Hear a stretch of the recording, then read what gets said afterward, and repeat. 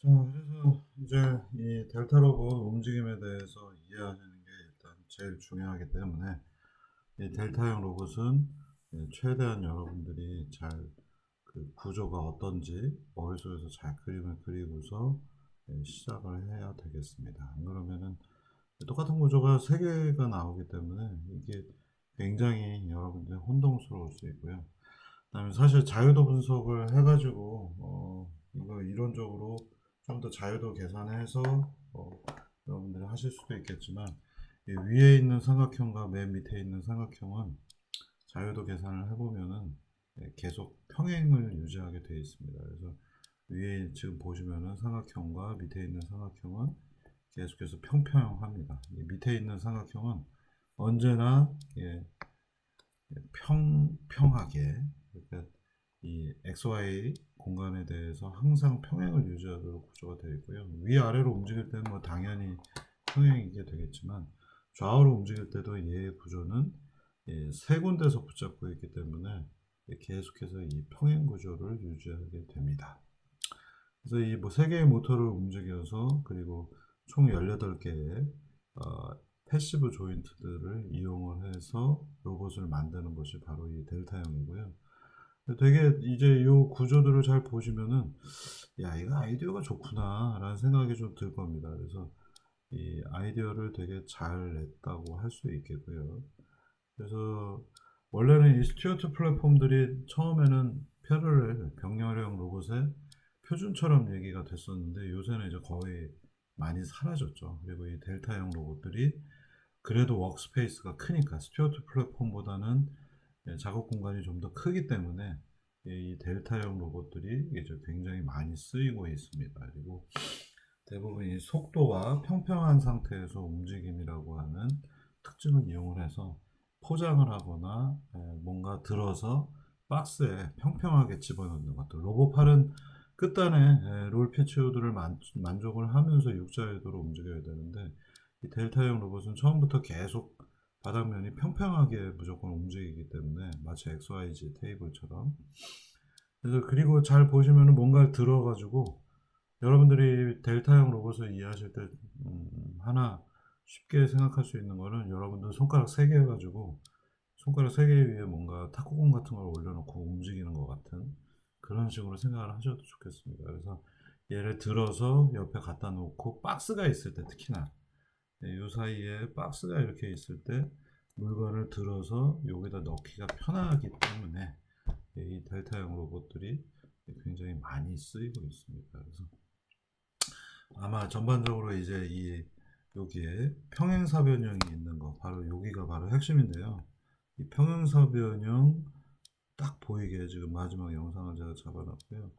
이 녀석 때문에 항상 이 면하고 이 면이 맨 위에 있는 델타인데 델타하고 얘하고는 무조건 수직일 수밖에 없죠. 이 사이는 수직입니다. 그리고 이면이 그대로 내려와서 여기도 수직이니까 여기가 또 평평하겠죠. 얘하고 얘는 평행, 평행. 그리고 이 녀석이 길이가 똑같은 평행사변형을 유지하고 있으니까 또 이 바닥면도 평행. 그래서 맨 위에 있는 구조하고 바닥면에 있는 삼각형까지가 계속해서 세 개의 다리 전부 다가 평행을 유지하기 때문에 이 마지막 삼각형은 회전이 없이 계속해서 맨 위에 있는 삼각형과 평행 구조를 유지하고 평형 구조 평형 아니 평행 패러렐 타입을 유지를 하고 있습니다. 어때요? 참 쉽죠? 이게 이제 그 델타형 로봇의 전반적인 구조가 되겠습니다. 그러면 이제 움직임 이해가 됐다면은 이제 본격적인 키네마틱스를 풀어보도록 하겠습니다. 자, 그래서 이 키네마틱스 쪽으로 넘어갈 때 델타 로봇 키네마틱스는 키네마틱스 하면 항상 두 개죠. FK, 포워드 키네마틱스, IK 두 개가 있는데 패러렐 타입이기 때문에 패러렐 타입은 포워드가 너무 어렵고 인버스가 쉽습니다. 그래서 인버스부터 시작을 해서 문제를 풀어나가는 구조가 되겠습니다. 그래서 인버스부터 어떻게 푸는지 한번 지금부터 다뤄보도록 하겠습니다. 자, 처음 스텝 1입니다. 스텝 1은 여러분들이 앞서서 보신 것처럼 다리가 3개가 있는데 이 다리 3개를 처음에 이해하려고 그러면 너무 복잡하게 느껴집니다. 그래서 다리를 먼저 하나만 있다라고 생각하고 문제를 풀겠습니다. 그래서 EX 코보 델타 디렉토리에 보시면은 이걸 어떻게 푸는지 제가 이런 구조를 만들어 놨고요. 복잡한 거 다 떼어버렸어요. 그래서 다리 나머지 2개 떼어버리고 다리 하나만 남겨놓고 관절도 여기에 원래 더 있어야 되죠. 이렇게 이것도 귀찮아서 빼버렸습니다. 이해하기 제일 편하게 이렇게 시리얼 타입처럼 꾸며놓고요. 이 상태에서 우리가 각도를 구해 나가는 과정으로 문제를 다루겠습니다. 그리고 여기 가운데 보시면 이제 빨간색 원이 하나가 보이실 거예요. 그 좌표가 000이고요. 지금 이제 밑으로 내려와 있기 때문에 마이너스 공간 쪽으로 이제 내려가겠습니다. 이게 X축, 이쪽 방향이 여기 있는 이쪽 방향, 여기로 이렇게 가는 거 Y축이 되겠고 위로 올라가는 방향이 Z축입니다. 그래서 우리가 이렇게 X, Y, Z로 코디네이트가 만들어져 있고요. 그래서 얘가 이렇게 내려온 다음에 여기서 회전하고 여기서 회전하고 여기서 다시 회전하고 여기서 또 회전을 해서 마지막 삼각형이 평행, 평행하게 유지하는 것이 목표가 되겠고요. 그 다음에는 끝단은 어떻게 되겠습니까? 여기 빨간색이 원점이니까 여기도 빨간색 박아놨죠. 이 부분이 바로 끝단 엔드 이펙터의 XYG로 생각을 하시면 되겠습니다. 자, 그래서 여기 지금 빨간색 축이 있죠. 이 녀석의 각도를 일단 B1이라고 정의를 했습니다. 그래서 세 개의 다리에 B1, B2, B3라고 하는 각도를 구하면은 모든 문제가 끝이 나는 구조가 되겠습니다. 자, 그래서 우리는 일단 다리가 하나밖에 없다라고 가정을 하고 B1을 바로 이 부분의 회전에 해당하는 것을 구해 보도록 하겠고요. 자, 그 다음에는 이제 시뮬레이션이나 나머지들을 설명을 하기 위해서 패시브 관절들에도 제가 각도를 부여를 해 보겠습니다. 그래서 여기가 첫 번째 B1, 여기는 Q2라고 제가 이름을 붙였고요. 회전축 방향, 바로 지금 보이는 화살표 방향입니다.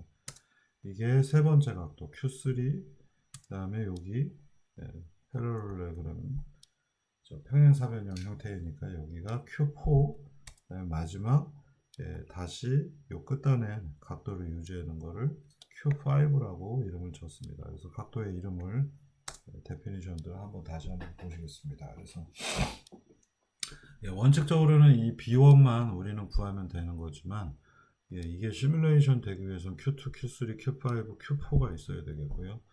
이제 이 변수가 이렇게 많아서 되게 어려워 보이지만 직관적으로 우리가 이 부분만 좀 띄어서 한번 볼까요? 옆에서 보면 그림이 이렇게 가서 얘는 이렇게 되고 이런 식으로 되어 있어요. 그래서 요 각도하고 요 각도 두 가지를 합치면 무조건 얼마요? 180도가 돼야 되겠죠.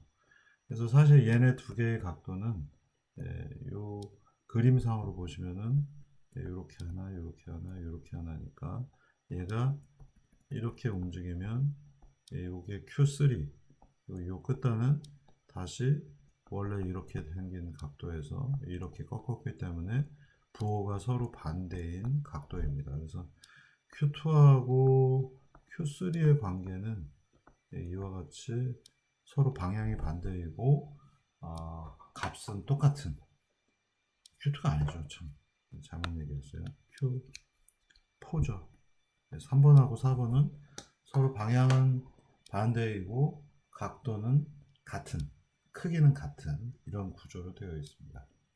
그래서 Q2, Q3, Q4, Q5는 일단 전부 다 패시브 조인트가 되겠고요. 이 패시브 조인트라 모터는 전력 구동은 들어가지 않고 뭔가 주변의 관계 때문에 저절로 얘네들이 각도가 변화되는 특이한 구조입니다. 그래서 여러분들이 로봇공학에서 이런 패시브 조인트를 처음 다뤄보기 때문에 한 가지 이 사례로서는 아주 우수한 사례가 바로 이 델타형 로봇이 되겠습니다. 자, 그러면 이제 본격적으로 우리가 문제를 풀어보도록 하겠고요. 그래서 처음에 일단 다리가 하나 있는 것처럼 생각하고 그 다음에 여러 가지 조건 때문에 요 끝단 위에 있는 삼각형의 B1, B2, B3를 구하고요. 그 다음에는 요 밑에 있는 다리 Q2, Q3, Q4, Q5에 대해서 생각을 해보도록 하겠습니다. 자, 그래서 스텝 2에서는요, 이제 이 세 개의 다리는 하나의 다리만 일단 얘기를 하고 있지만 세 개의 다리는 서로 커플이 되어 있습니다. 그러니까 서로 뭔가가 서로가 서로한테 영향을 미치는 관계이고요. 그걸 우리가 뭐라고 부르냐면 constraint equation, 한국말로 구속 조건이라고 구속 방정식 또는 구속 조건이라고 부릅니다. 구속 뭐냐면은 이 손가락 세 개가 다리 세 개가 서로 이렇게 삼각형에 맞물려 있기 때문에 하나의 다리로 일단은 모델링을 해서 풀지만 저쪽에 있는 다리, 여기 있는 다리가 이 녀석의 위치를 결정을 해주기 때문에 서로가 서로한테 구속을 시킵니다. 그래서 구속하다 말 그대로 뭔가를 움직이지 못하게 꽉 붙잡아 주는 거잖아요. 그래서 여러분들이 사실 학부 때는 constraint equation, 구속 조건에 대한 걸 거의 다루질 않았습니다. 근데 구속 중에는 몇 가지가 이제 좀 다른 것들 좀 생각해 보시면은 우리가 벽면에 도장 로봇 같은 걸 만들기 위해서 벽을 이렇게 훑어야 된다 또는 용접을 해야 된다고 치면 얘들의 움직임은 이쪽 벽면에 대해서 평행하게 움직여야 되는 구속 조건들을 갖게 되는 겁니다. 그래서 우리가 뭔가 이렇게 더듬는 거죠. 손가락 끝으로 여기를 평행하게 벽을 이렇게 훑으려면 이 구속 조건을 만족하는 움직임을 만들어야 되는 거고요.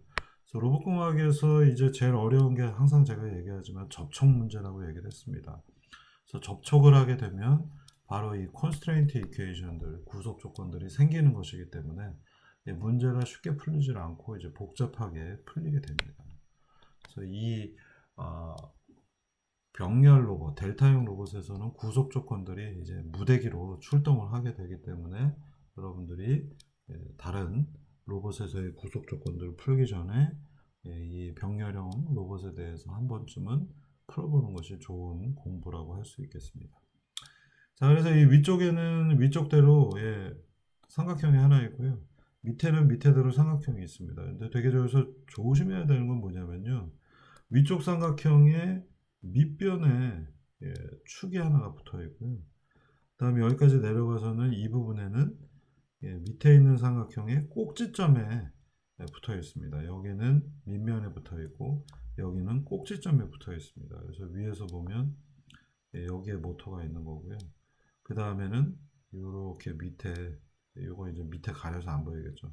여기에 꼭지점에 모터가 다 붙어 있는 그러니까 위에 모터에 각각의 변에 모터가 붙어 있고요. 그 다음에 얘네들이 쭉 내려가서 다리는 어디 붙어 있는가? 밑에 있는 삼각형의 꼭지점에 붙어 있습니다. 이해가 가시겠죠?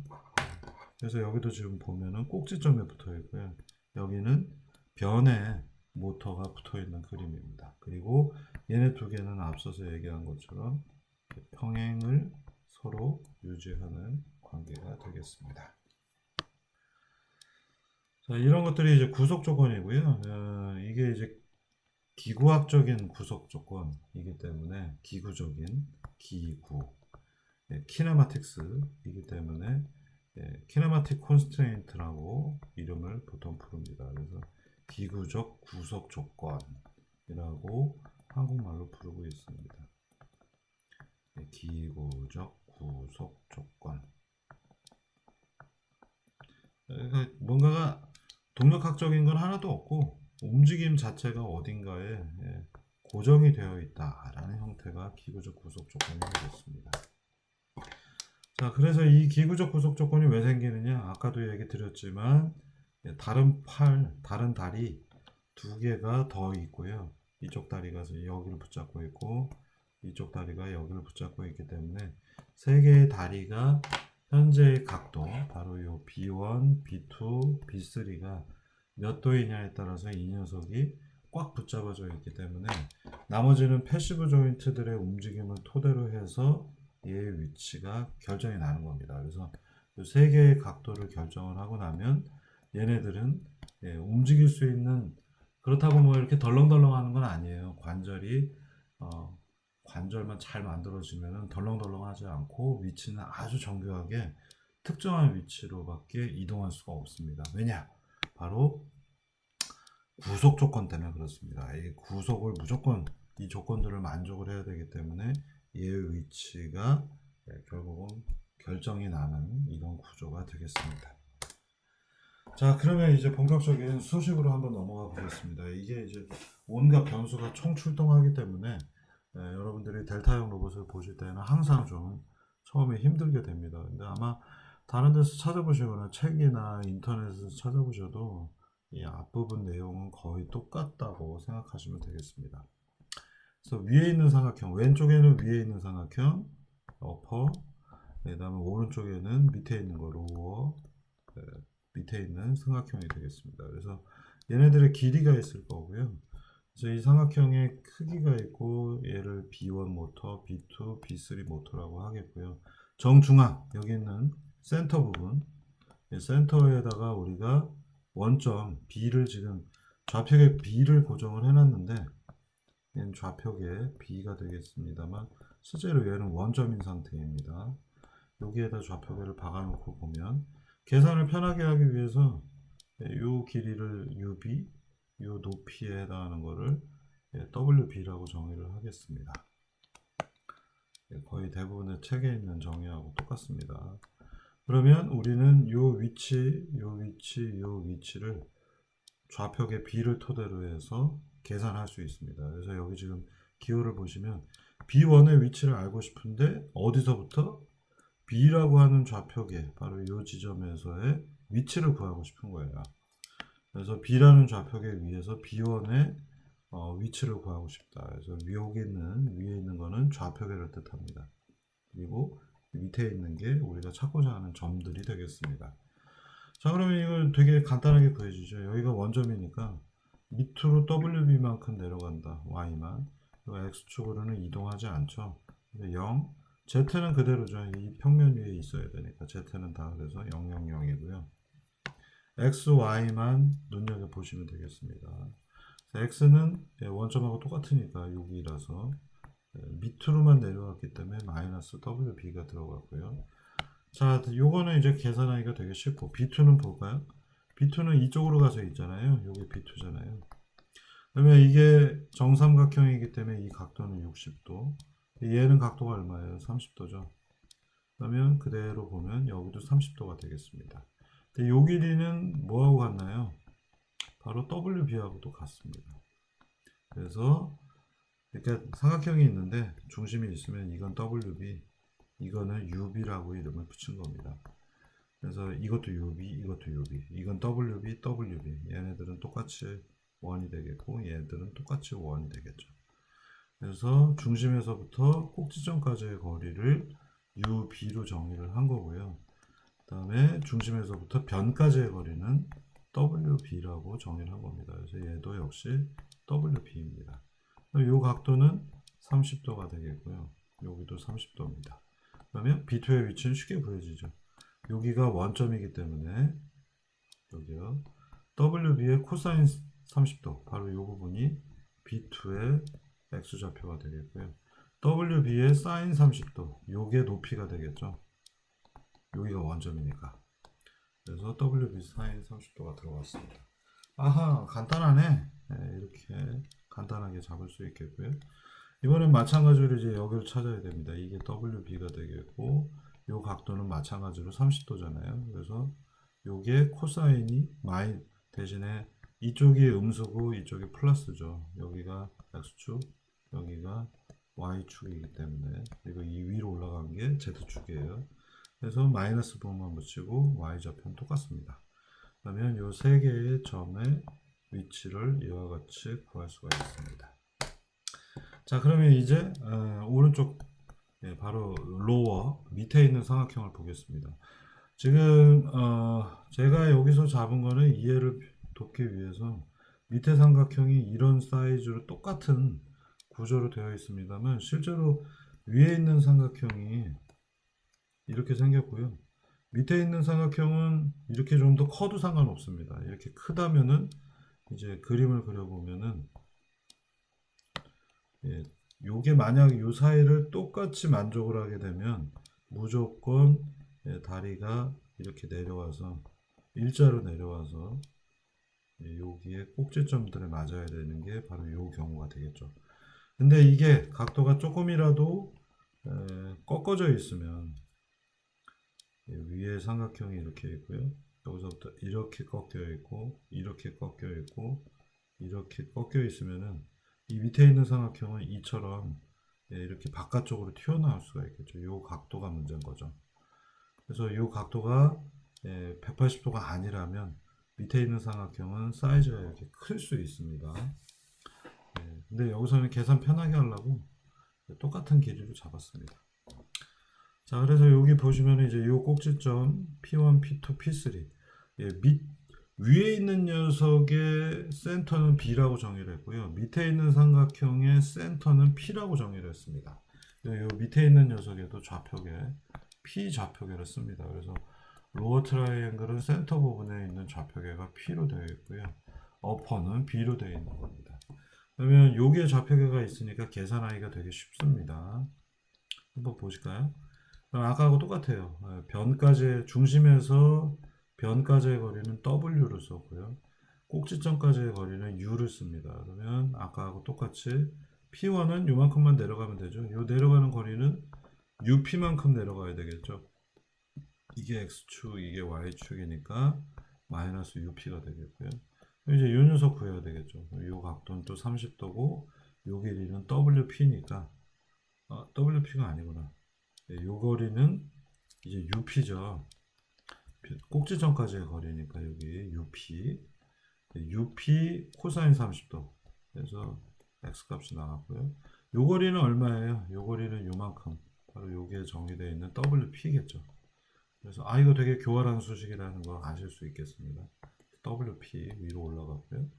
그러면 이제 이쪽 구하는 것도 마찬가지로 부호만 마이너스를 붙여주면 X축으로 마이너스만큼 가서 결정이 나겠습니다. 근데 이제 재밌는 건 뭐냐면요. 이 사람에 따라서 이 수식을 쓰기도 하고 다른 수식을 쓰기도 하는데요. 여기에 길이를 우리가 구해가지고 이걸 가지고 좌표를 얘기할 수도 있겠습니다. 이렇게 되어 있다면 원점 입장에서 보면 이 길이를 SP라고 하면 여기가 60도이기 때문에 각도가 60도죠. 가운데서 따질 때는 여기에 30도겠지만 여기서 이렇게 올라간다고 치면은 SP 길이의 코사인 60도가 X 좌표가 되겠습니다. 그리고 WP는 그대로 올라가면 되겠고요. 이쪽은 이쪽을 찾는 거니까 여기 각도 60도라서 마이너스 부호 붙여서 푸셔도 되겠습니다. 그러니까 다시 말하면 UP, WP 그리고 길이 S, 이 변 SP 사이에는 서로 간에 어떤 관계가 있습니다. 그래서 이렇게 우리가 문제를 쉽게 정리를 할 수가 있어요. 자, 그러면 이제 본격적으로 벡터 합에 대해서 한번 다뤄보도록 하겠습니다. 우리가 이 좌표 계산을 하는 이유는 벡터 계산을 해서 인버스를 풀기 위해서 그렇습니다. 지금 우리가 하고 있는 작업은 인버스 키네마틱스를 푸는 거고요. 이게 그나마 쉬운 수식입니다. 인버스가 쉽게 나오기 때문에. 자, 그러면 이제 벡터 합을 한번 찾아보겠습니다. 자, 여기가 좌표계 B가 되겠고요. 여기는 좌표계 P입니다. 그러면 지금 여기 있는 빨간색 점이 있죠. 이 부분까지의 좌표를 우리가 한번 구해보겠습니다. 그러면 B에서부터 여기 B1 가는 거 방금 전에 구했죠. 그 다음에 B1에서 요게 각도 세타1 또는 제가 이걸 B1 소문자 B1이라고 다 정의했거든요. 이 B1만큼 이동을 하는데 이 길이는 대문자 L 그 다음에 여기는 각도 Q2일 거예요. Q2라고 제가 잡아놓고 이쪽의 길이는 L로 잡았습니다. 이 두 개의 길이가 같은 경우도 있지만 많은 델타형 로봇들이 이 길이 두 가지가 같지가 않습니다. 워크스페이스 문제 때문에 그렇고요. 어쨌거나 B에서 B1 갈 수 있고요. 앞에 있는 수식 때문에 B1에서 각도 B1만큼 각도 회전한 다음에 L만큼 이동하면 여기에서 여기까지의 각도 Q2가 필요하겠고요. 이걸 알게 되면 L만큼 내려오면 이제 이 점에 도착을 할 겁니다. 그런데 현재 Q2도 모르고 B1도 몰라요. 이 각도는 B1, 이 각도는 Q2라고 제가 정의를 했어요. 근데 아직은 B1도 모르고 Q2도 모릅니다. 여기서부터 이렇게 내려올 수 있죠. 그래서 여기서부터 여기 가는 과정은 아까 방금 전에 보셨던 2페이지 전에서 보셨던 이 수식을 쓰시면 되겠고요. 여기서부터 여기까지 내려오는 과정, 바로 이 녀석을 여기에다 평행 이동해 놓고서 내려온다고 생각하면 되겠습니다. 그래서 좌표계 여기 되게 조심해서 봐야 됩니다. 자, 이 녀석이 여기서부터 여기까지 이동하는 거 우리가 알고 있어요. 그리고는 이 녀석은 여기에서 이동하는 게 아니라 여기에 이렇게 좌표계에 붙어 있다라고 생각을 하시고 좌표계 위에서 얼마만큼 내려가는가, 좌표계 B를 기반으로 해서 L1까지의 길이라고 부르고 있습니다. 이 길이를 뜻하고요. 이 녀석도 마찬가지로 평행 이동을 해서 여기에 갖다 놓으면 이게 길이 L, 이게 소문자 길이 L이고요. 이 벡터들의 합을 이용을 해서 우리가 이 문제들을 맞춰 나갈 겁니다. 자, 그러면 여기서 이만큼 갖고 이 좌표에서 이렇게 내려가는 거 L1B라고 우리가 정의를 할 수 있겠습니다. 그래서 B 좌표계 위에서 이렇게 갔다 이렇게 갔다 이렇게 가는 걸 다 합쳐보는 겁니다. 벡터 합. 여러분들 벡터 합 계산하는 거 오랜만에 다시 한번 상기해 보면요. 우리가 원점이 있는데 A 벡터, B 벡터를 합칩니다. B 벡터는 실제로 여기 있는 거죠. 이게 A 벡터고 이게 B인데 여기로 이동을 해서. 그래서 A 벡터하고 B 벡터하고 합치면 이렇게 생긴 벡터가 나오잖아요. 그 과정하고 지금 똑같습니다. 그래서 이게 벡터의 합이기 때문에 모든 벡터는 원점을 통과해야 되잖아요. 그래서 실제로 이만큼 간 다음에 여기서 이렇게 가는 것처럼 보이지만 얘를 평행이동해서 이 부분에서 따지는 것과 같습니다. 그래서 얘들은 전부 다 원점이 B 좌표계에 있다라고 생각하는 그림이 되겠습니다. 자, 이게 아주 중요한 컨셉입니다. B 좌표계 위에서 막대기를 다 계산을 한 겁니다. 여기에 B 좌표가 있을 때 이렇게 벡터니까 모든 벡터는 원점에서 계산하니까 여기도 B 벡터가 있다고 생각하고 이 녀석의 벡터 방향을 구한 겁니다. 그래서 이 세 가지를 더해 놓으면은 이제 이 지점에서 여기까지의 벡터를 구하게 되겠죠. 그래서 여기서부터 여기까지의 벡터를 구한 게 바로 이 수식이 되겠습니다. 그래서 B 좌표계 위에서 B1 요쪽이 여기까지 구했고요. B 좌표계 위에서의 L1 이 녀석이 이게 두 번째 수식, B 좌표계 위에서의 소문자 L1 이 수식이 세 번째 수식이 되겠습니다. 자, 그러면 두 번째 이제 벡터 썸을 다른 방법으로 이쪽으로 가는 방법 말고요. 이렇게 가는 방법을 한번 써보겠습니다. 밑에 로어 밑에 있는 좌표계까지 가야 돼서 자, 여기가 원점인데요. 원점에서 요 끝점 엔드 이펙터는 어디에 있는가? x, y, g라고 하는 좌표로 표현할 수가 있겠죠. 그래서 요 원점 대비 끝단이 어디 있는가? x, y, g다 라고 정의해서 보라색 연두색 하나가 벡터 하나가 등장을 했고요. 그걸 우리가 B 좌표계 위에서 P를 보고 싶다. 바로 이 녀석을 찾은 겁니다. 이거 아주 간단합니다. 얘는 벡터 x, y, g입니다. 이 끝단의 위치 좌표가 되겠고요. 다음 여기에서 여기까지 가는 겁니다. 여기를 원점으로 해서 여기까지 가려면 앞서서 구했죠. 바로 이 수식입니다. 이 수식. 다리 3개에 대해서 다 우리가 구해놨고요. 그래서 식 두 가지를 되게 쉽게 구해낼 수가 있습니다. 그러면 앞서서 구한 수식은 왼쪽 루트를 따라서 이렇게 내려온 거고요. 그 다음에 이렇게 밑으로 해서 간 거 두 개가 결과가 똑같아야 되겠죠. 자, 그걸 제가 그림으로 그려놓겠습니다. 그래서 왼쪽 여기서부터 시작해서 왼쪽으로 가는 루트, 이와 같은 루트로 가는 게 바로 이 수식이 되겠고요. 자, 이것만 갖고는 풀 수가 없으니까 이제 오른쪽으로 가는 루트 풀어보면은 이렇게 풉니다. B에서 P 가고 P에서 이 지점에 갑니다. 바로 이 수식이에요. 얘가 왼쪽 루트, 이 수식이 오른쪽 루트가 되겠습니다. 그러면 이 점에서 서로 만나야 되니까 두 개는 서로 같다 라고 하는 간단한 수식이 등장을 합니다. 얘 왼쪽 루트, 오른쪽 루트, 이거 두 개 결과는 당연히 같아야 되는 거죠. 자, 이 수식을 이제 정리를 해보면, 예, 요거는 우리가 풀 수 있습니다. 왜냐하면 요 각도를 B1이라고 정의를 했기 때문에 풀 수 있고요. 요거 우리가 아는 값이에요. 첫 페이지에서 풀었고, 요거 두 번째 페이지에서 풀었어요. 요 녀석 안다고 치고, 요거는 그냥 XYZ죠. 그 다음에 요거는 두 번째 로어 트라이앵글에서 풀었습니다. 그래서 요 녀석도 아는 값입니다. 그러면 얘만 몰라요. 요거는 수식으로 우리가 간단하게 만들어 놓으면 돼서, 이걸 간결하게 만들기 위해서 여기에서 우리가 지금 알고 있는 거 하나 알고 있고, 얘는 XYZ, 그다음에 얘는 두 번째 페이지 로어 파트에서 구한 좌표, 얘는 어퍼에서 구한 좌표. 그러면 모르는 미지수는 이제 얘는 두 개입니다. 자, 그러면 우리가 요 녀석 소문자인 것으로 정의를 하면 벡터들이 좌변 우변 계산하고 나면 이렇게 나오겠고요.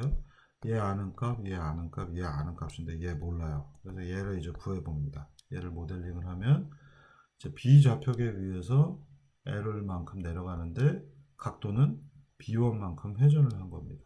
그래서 예, B 좌표계 위에서 1번 얼마만큼 움직였는가, 예, 사인 세타 1, 코사인 세타 1을 토대로 해서 우리가 이렇게 계산을 할 수가 있겠고요. 자, 여기서 여러분들이 조심하셔야 되는 거는, 저는 좌표계를 전부 다 이쪽 방향에 Z값이 있다고 정했습니다. 그래서 실제로 오른손 법칙으로 회전을 할 거라서, 예, 오른손 법칙으로 회전을 하니까, 자, 좌표계는 여기에 B좌표계가 있는 거고요. 여기에 이제 Z축 방향, 요게 조인트 입장에서는 Z축이고, 요렇게 원래 밑으로 향하고 있는 막대기가 B1만큼 회전을 하게 되면 어떻게 될까요? 예, 이 막대기는 안쪽으로 들어와 있겠죠. 그래서 그림으로 보시면은 여기가 B 좌표계, 이게 Z, 그리고 이게 Y가 되겠고, 이 길이만큼, L의 길이만큼이 B1 각도만큼의 회전을 한 겁니다. 그래서 우리가 얘 부호를 본다면 L 사인 세타 1이 Y 방향의 값이 되겠고요. Z로는 이 위에가 Z축이잖아요. 그래서 L 코사인 세타 1인데 부호가 밑으로 향하고 있으니까 마이너스 부호가 붙을 겁니다. 나머지도 다 똑같은 방법으로 해서 우리는 B1 각도, 모터 1의 각도를 토대로 해서, 자, 여러분들 요거 되게 혼란스러운 거니까 한 번 더 제가 설명을 하면, 요게 Z축, 이게 Y축, 이게 X축이에요. 이걸 이쪽에서 봤다라고 생각을 하시면은 이게 Y축, 여기가 B, 여기가 Z축이 될 겁니다. 이거는 요 부분에 지금 요 모터가 붙어 있고요. 이 모터의 회전축은 여기에 있습니다. 그래서 이렇게 회전을 한다고 치면, 현재 L1은, 막대기는 맨 처음에 그림에서 보시면 이렇게 밑으로 되어 있죠. 이 상태에서 B1만큼 회전을 하면 막대기가 오른손 법칙으로 이렇게 이동을 했을 겁니다. 여기가 B니까 이제 X는 어떻게 돼요? 여기에 있으니까 이쪽, 이게 X방향이니까 얘는 절대로 이 각도가 삐뚤어지지 않죠. 그래서 X값은 이 막대기 위 Y축 위에 있기 때문에 X는 무조건 0입니다. 그리고 이게 B1만큼 회전했기 때문에 Y 방향으로는 얼마만큼 갔나요? 이 양은 L 곱하기 코사인 세타 1입니다. 여기 들어갔고요. 그 다음에 이 양이 바로 Z가 되겠죠. L 곱하기 코사인 세타 1인데, 이게 Z축이니까 밑으로 내려갔잖아요. 초기 위치가 지금 밑을 다 향하고 있으니까 부호 마이너스가 붙은 겁니다. 자, 그래서 나머지 세 개의 점도 보시면은요, 여기 B1 뿐만 아니라 B2, 여기 B3 부분도 같이 보시면은, Z는 다 똑같은 이런 스타일이 될 거고요. 그 다음에 회전을 해서 요 입장에서 보면 여기로 이동을 한 거니까 회전한 값들 사인 30도가 코사인 30도가 추가되는 겁니다. 그래서 문제는 간단하게 이렇게 L1B, LB2, LB3, LB1, LB2, LB3가 이와 같은 수식으로 등장을 했습니다. 자, 그러면 이제 요 수식, 예, 대문자 L에 대해서 구했기 때문에 우리는 소문자 L을 구할 수가 있겠습니다. 얘 알고, 얘 알고, 얘 알고, 얘는 미지수 B1, B2, B3를 가지고 모델링을 했습니다. 자, 그러면 이제 여기 다음 단계로 넘어가서 보시면은 벡터 썸을 또 할 수 있는 게 B는 원점이잖아요. 그래서 우리가 지금 이렇게 수식을 구했어요. 근데 LB1, 예, B 좌표계 위에서 L1을 본 건데 얘가 좀 벡터 계산으로 나왔어요. 그래서 요 B 입장에서 봤을 때 P는 어딘가, 예, XYG가 되겠고요. 그 다음에 P 입장에서 봤을 때 1은 얼마인가? 첫 페이지에서 우리가 어퍼 트라이앵글에서 구한 값. 그 다음에 여기 그쵸. 예, 거꾸로 얘기했습니다. 요거는, 예, 로어 밑에 있는 트라이앵글에서 본 값이 들어가겠고요. 마이너스 BB1은, 예, 어퍼 트라이앵글에서 본 좌표가 되겠습니다. 그리고 방금 전에 계산한 LB1도 여기 들어갔어요. 그러면 이제 요게 LB1이라고 하는 소문자로 표현되는, 예, 벡터의 값이 되겠죠. 얘네들을 다 한 군데 모아보면 이렇게 표현이 될 수 있고요. 반복적으로 나타나는 게 이제 UPWB가 많이 등장을 하기 때문에 이걸 하나로 합쳐서 이렇게 정의를 했습니다. 이걸 A다, 이거를 B다, 이걸 C다 라고 정의를 했어요. 자, 그래서 보면 수식이 뭐가 남는가? UP, 마이너스 UP 더하기 WB는 A라고 정의했기 때문에 이런 수식이 남습니다. LB2도 정의를 하면 똑같이 이런 수식, 예, LB3도 정의를 하면 이런 수식이 나와요. 그래서 이 세 가지가 여태까지 나와 있는 걸 정리해서 모아놓은 수식이 되겠습니다. 자, 그러면 이제 쓸 수 있는 마지막 조건은 뭐냐? 예, 여기에 있는 이 녀석이 이렇게 꺾이는데 얘의 길이가 얼마다? L이어야 하겠습니다. 우리는 요 벡터만 구한 거거든요. 지금 요 벡터가, 이 수식, 이 수식, 이 수식이 될 거예요. 각각의 다리에 대해서. 근데 걔의 길이는 얼마? L이어야 됩니다. 자, 이 조건을 이용을 하는 거고요. 그래서 LB1이라고 하는 벡터의, 예, 크기를 구해보면 무조건 L제곱이 돼야 됩니다. 그래서 이 수식이 LB1인데 얘의 크기는 무조건 L제곱이어야 된다. 그러면 얘 제곱 더하기 얘 제곱 더하기 얘 제곱은 L제곱이 되면 되겠죠. 이렇게 수식을 만듭니다. 그러면 이 수식을 쭉 풀면 이렇게 우리가 정리를 할 수가 있겠고요. 생각보다 과정이 복잡하고 길기 때문에 여러분들이 잘 쫓아오셔야 됩니다. 그래서 이 수식을 정리했더니, 자, 사인과 코사인이 있는 것들, 여기는 사인이 있고요, 여기는 코사인이 있습니다. 여기는 전부 다 상수입니다.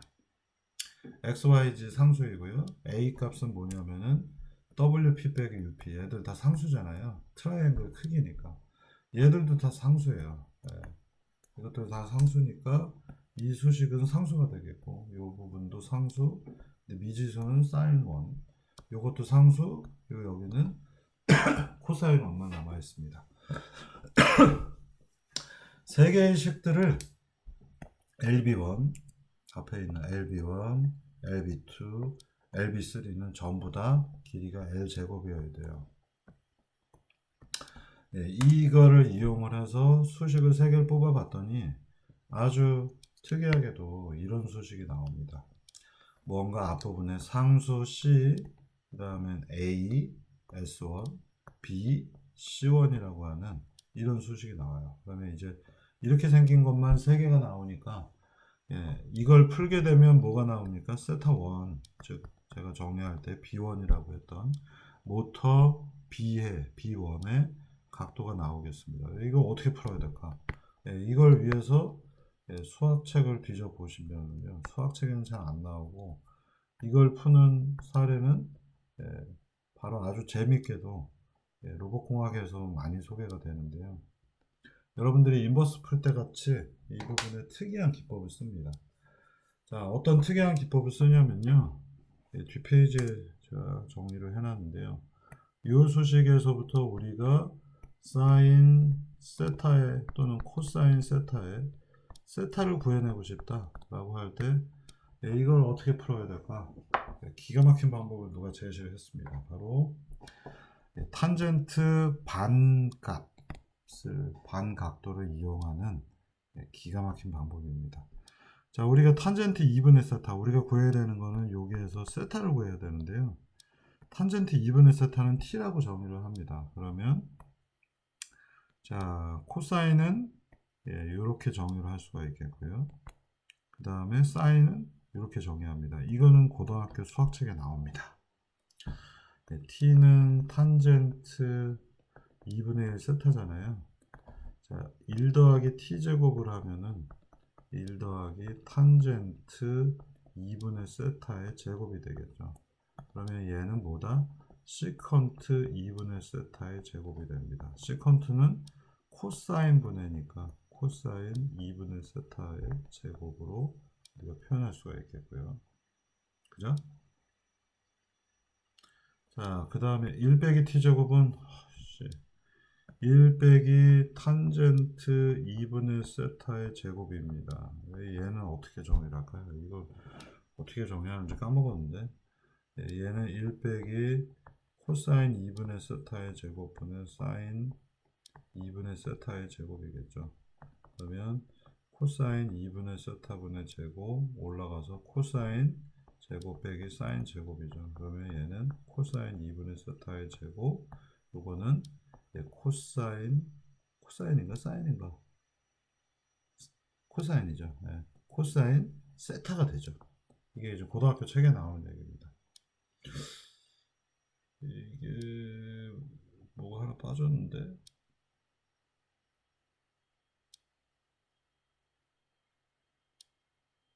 아, 맞네요. 네.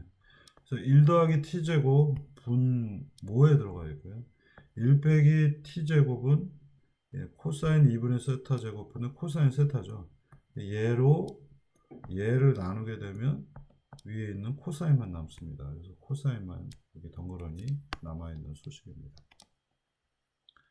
똑같은 과정을 또 하는 거죠.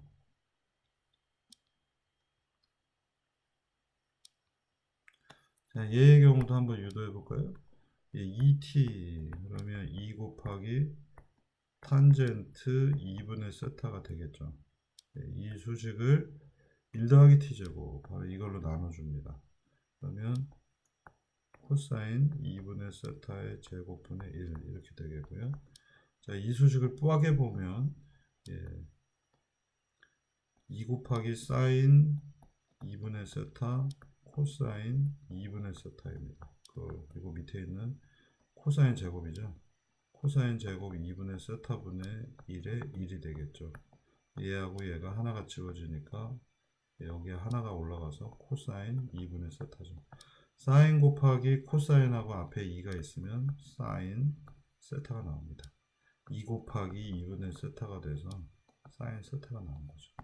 이게 고등학교 때 여러분들 정석 찾아보시면 어딘가 나올 겁니다. 80년대 공부한 저도 어디에 있는지 대충 알아요. 그러니까 여러분들도 다시 한번 찾아보시면 나올 겁니다. 유도하기 쉽고요. 자, 그래서 t는 탄젠트 2분의 세타일 때 코사인과 사인의 이와 같이 정의하면은 이제 이걸 여기에 꾸겨 넣는 겁니다.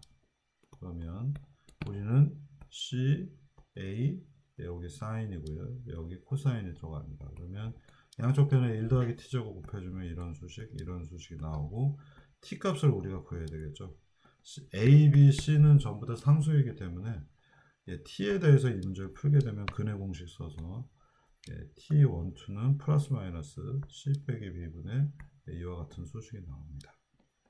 자, 그런데 제가 잡은 지금 코디네이트 상에서 보시면은요, 아까도 얘기 드렸는데 여기에 B1 모터가 있고요. 이쪽을 Z축이라고 잡았어요. 그래서 이렇게 각도가 회전하면 델타형 로봇의 각각의 다리가 안쪽으로 들어오겠죠. 여기 이런 식으로 이렇게 들어오겠죠. 이건 원하는 게 아니죠. 그래서 이때 모든 B1, B2, B3는 바깥쪽으로 나가야 되기 때문에 B1, B2, B3는 음수라는 정의를 할 수가 있겠습니다. 그래서 음수가 이 수식이 무조건 음수가 나오려면 어떻게 돼야 돼요? 플러스는 버리고 마이너스만 선택을 해야 되겠죠. 그래서 플러스를 빼고 이 수식을 풀면 t 값이 이제 한 개만 나오겠습니다. 음수로 나오겠죠. 그리고서는 자 t는 뭐였냐면 탄젠트 2분의 세타니까 얘를 아크탄젠트를 써서 탄젠트 마이너스 1t는 2분의 세타. 그리고 세타는 2 곱하기 탄젠트 아크탄젠트 t. 그래서 우리가 이 문제를 풀 수가 있습니다. 그러면 이 수식에서부터 우리는 세타를 구해낼 수가 있는 겁니다. 그럼 이 수식이 총 3개 있으니까 B1, B2, B3 세타 1, 세타 2, 세타 3라고 안 하고 B1, B2, B3라고 하겠습니다. 이게 각각의 모토에서의 각도죠. 그걸로 우리가 세타를 구할 수가 있습니다. 자, 그래서 이걸 정리를 하면은 첫 번째 constraint equation에서 우리가 B1을 풉니다. 역시 이게 C, 이게 A, 이게 B입니다. 여기 사인과 코사인 C 더하기 A 사인 더하기 B 코사인 1 얘는 0이다 이렇게 나오니까 여기서부터 우린 B1을 구하고요. 두 번째 소식도 보면 이게 C, 이게 A, 이게 B가 되겠습니다. 그래서 이 수식에서도 우리는 B2로 구할 수 있고 요거 똑같은 구조죠. 이게 세 번째 수식이에요. B3를 구합니다. 여러분들 이 C 더하기 A 사인 더하기 B 코사인 0 얘를 탄젠트 2분의 세타를 써서 문제를 푼다라는 거는 굉장히 재밌는 아이디어입니다. 그래서 꼭 나중에도 잘 기억을 했다가 활용을 하시면 되겠습니다. 그래서 x, yz가 주어졌을 때 우리는 x, yz가 주어졌는데 b1, b2, b3를 구할 수 있다. 즉 끝점을 줬더니 각도 3개를 구해내더라. 바로 인버스 키네마틱스를 방금 전에 구한 것이 되겠습니다. 그래서 이 전체 과정이 좀 복잡하지만 여러분들이 포워드는 아예 손으로 풀 수가 없습니다. 거의 대부분 못 풉니다. 그래서 아예 못 풀기 때문에 뉴머리컬 메소드로 풀어야 되는 거고요. 인버스가 그나마 손으로 풀리는 겁니다. 그래서 여러분들 그 인버스 풀기가 원래 시리얼 로봇에서는 직렬형에서는 인버스가 풀기 어려웠는데요. 여기서는 그래도 인버스가 이 정도의 수식으로 간단하게 구해지는 거고요. 포워드는 손으로 풀 수 있는 레벨이 아닙니다. 그래서 포워드는 따로 다루지 않도록 하겠습니다. 자, 그래서 이제 여러분들이 정리를 해서 보면 x, y, z 여기에 시작 지점 원점이 있었고요. 이 끝단이 얼마만큼 움직일지 이 좌표를 x, y, z로 주어졌더니 이걸 만족하는 여기 각도, 여기 각도, 여기 각도 3개 B1, B2, B3를 구할 수 있어요. 즉 다시 말하면 인버스 키네마틱스를 구한 것이 되겠습니다. 그래서 x, y, z 값이 들어가고 인버스 키네마틱스를 넣으면은 B1, B2, B3의 결과물이 나온 겁니다. 자, 그래서 이 패러럴 로봇은요, 여러분들이 포워드를 가지고는 풀 수가 없고요. 아예 시작을 할 수가 없어서 인버스를 먼저 가지고서 풀어줍니다. 그래서 시리얼 타입 로봇과는 차이점을 갖고 있고요. 그다음에 링키지의 구조 때문에 콘스트레인트 이퀘이션들이 드러나서 이 IK 인버스 키네마틱스를 풀게 됩니다. 앞서도 얘기 드렸지만 포워드 키네마틱스는 손으로 풀 수가 없습니다. 이거는 너무 복잡해서 풀 수가 아예 없고요. 뉴머리컬 메소드를 가지고 풀 수밖에 없습니다. 이건 왜 풀기가 어려웠냐면 예를 들면 이렇게 손가락 2개가 있어요. 그리고 가운데 물건을 잡습니다.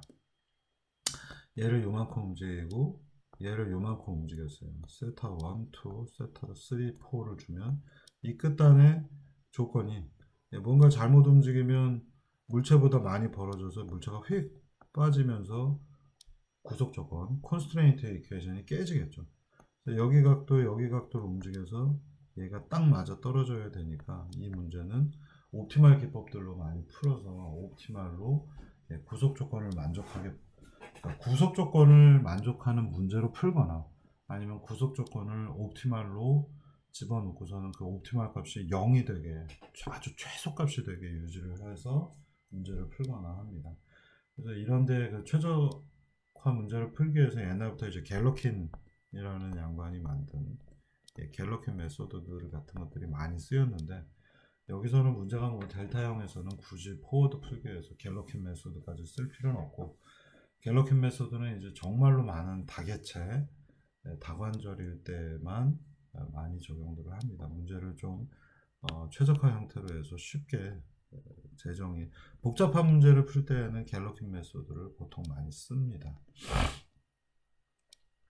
갤러킨 메소드는 많이 얘기를 할 만한, 학교들에서 많이 얘기는 안 하는데 실제로 이게 그래픽에서도 많이 쓰이는 방법이고요. 갤러킨에 R이 있든가 없든가 헷갈리는데, 어쨌든 이 이름이 아주 어감이 좋죠. 갤러킨. 네. 네, 이 양반이 만든 최적화 기법들을 보통 쓰고요. 그리고 자, 여기까지 왔다면은 우리는 앞서 얘기한 것처럼 끝단 XYZ가 들어가면 인버스 키네마틱스를 풀어서 B1, B2, B3 세 개의 모터의 각도를 계산했기 때문에 실제 로봇이라면, 지금 임모군이 만들고 있다는, 정말 만드는지는 알 수가 없는데, 이 델타형 로봇의 경우에는 관절 3개의 각도만 알면 되기 때문에 실제 로봇을 지금 만들고 있다면 여기가 끝입니다. XYZ 넣으면 B1, B2, B3가 결정이 났기 때문에 더 이상 할 필요가 없는데, 우리는 지금 뭘 하고 있냐면 델타형 로봇의 시뮬레이션을 할 거예요. 그래서 이 부분도 아주 그렇게 어렵지는 않습니다. 조금 더 복잡한 연산 몇 개를 하면 나머지 조인트들의 각도도 구할 수가 있습니다. 자, 어떻습니까? 참 쉽죠? 네. 그래서 이 델타형 로봇은 여러분들이 워낙에 직렬형 로봇에 익숙해져 있기 때문에 병렬형 로봇에 대해서도 한번 풀어봐야 되는 거고요. 이 델타형 로봇의 경우에는 지금처럼 아주 정의가 잘 되어 있어요. 그래서 대부분의 수식이라던가 과정에 대해서도 정의가 잘 되어 있는 편이고요. 자, 그런데 진짜 문제는 뭐에 있냐면은 이런 병렬형 로봇들이 네 다리가 달린 똥개 같은 걸 생각하시면요, 얘는 중복 구조입니다.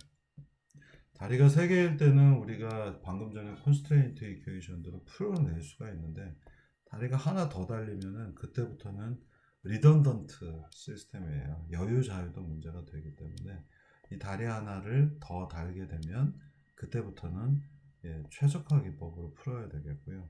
그래서 보통 이 사족 보행 같은 경우에 다리 3개만 가지고는 엄밀 해가, 정확한 해가 델타형처럼 나올 수가 있어서 다리 하나를 들고 나머지 3개의 밸런스를 잡고 이 다리를 내려놓고 또 다른 다리를 들어서 다리 3개가 밸런스를 인버스 키네마틱스 형태로 얻거나 이렇게 문제를 풀곤 합니다. 그래서 이 사족만 해도 문제가 되게 복잡해지기 때문에 옛날에는 여기에 포워드 키네마틱스를 풀거나 하는 것들이 석사급, 박사급 논문 주제들이기도 했습니다. 근데 요새는 거의 뉴머리컬 메소드로 풀거나 아니면 한쪽 다리는 꼭 들고 있게 제어를 하는 거죠. 그래서 여러분들이 그 보스턴 다이나믹스 로봇 같은 거 어떤 데모 보시면은 다리 4개를 같이 땅에 두질 않고 계속 한 다리씩 자꾸 들고 있죠. 이게 인버스 풀어야 돼서 그렇습니다. 한 다리를 들어야 이게 해가 나오기 때문에 다리 하나를 자꾸 들었다 놨다 하는 겁니다. 아니 뭐 뉴머리컬 메소드로 풀면 어쨌든 갤러킨 같은 것들 쓰게 되면 4다리도 한꺼번에 풀 수 있는데요. 옵티말 기법을 쓴다는 건 어쨌거나 항상 부담입니다. 왜냐하면 여러분도 잘 알고 계시겠지만 옵티말 기법을 쓰게 되면 수치 해석적인 방법, 이터레이티브하게 해야 되기 때문에 여러 번 돌려서 답을 하나를 구해내는 거라 어지간하면은 엄밀해가 나와주는 게 좋죠. 그러니까 수학적인 어널리티컬 솔루션이 델타형 로봇처럼 다리 3개로 나와주는 게 좋죠. 4개인 거를 고려해서 옵티말로 푼다. 별로 추천할 만한 방법이 아닌 겁니다. 그래서 많은 보행 쪽에서는 다리 하나를 들어서 3개가 델타형으로 풀고 하나는 떠있는 이런 식의 문제들로 많이 구성을 합니다. 자, 그래서 좀 정리를 하면요, 패러렐 로봇과 시리얼 로봇, 시리얼 로봇은 포워드가 쉽죠. 호모지니스 트랜스폼만 그냥 곱하면 되고, 대신에 인버스가 어려워서 우리는 수치 해석적인 방법을 썼었죠. 패러렐 로봇에서는 인버스가 쉬운 겁니다. 여태까지 보신 게 처음 봐서 어렵게 느껴지지만 사실 이게 쉽게 나온 거고요. 포워드 키네마틱스는 어렵습니다. 이거 아예 손으로 풀 수가 없어서 뉴머리컬 메소드로 풀어야 됩니다.